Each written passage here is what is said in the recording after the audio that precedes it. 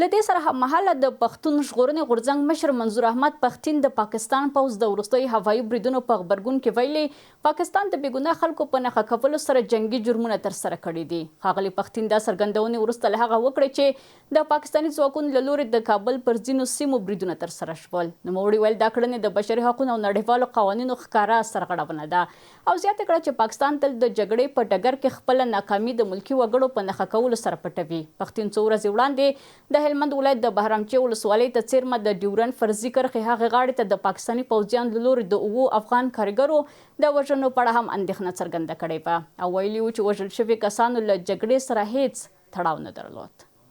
تېره ورځ کندهار او پکتیکا ولایتونو کې د افغانستان او پاکستان په پوله د پاکستاني پوځیانو او اسلامي امارت ځواکونو ترمنځ سخته جګړه وشوه.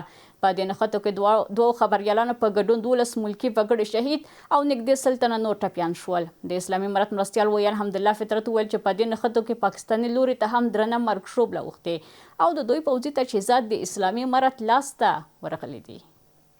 السلام علیکم ورحمت الله. ملګرو دروازې د شاټ ورکوو دروازه په چاود وایو کوي ملګرو مجاهدین د وایو کوي ملګرو. نن سهار د ډیورنډ فرضي کرښې په اوږدو کې د پکتیکا ولایت د ترو ولسوالۍ او همدارنګه د کندهار د سپین بولدک ولسوالۍ په پولو د افغان او پاکستاني ځواکونو ترمنځ نښتې شوې. د راپور له مخې جګړه د سهار له 3 بجو پیل شوه او نن سهار 8 بجې په سپین بولدک کې پای ته ورسېدله. سرچینې وایي افغان ځواکونو د څو پوستو د نیولو ترڅنګ پاکستاني لوري ته درنه مرژوبله اړولې او د باب دوستۍ دروازې یې الوزولې ده.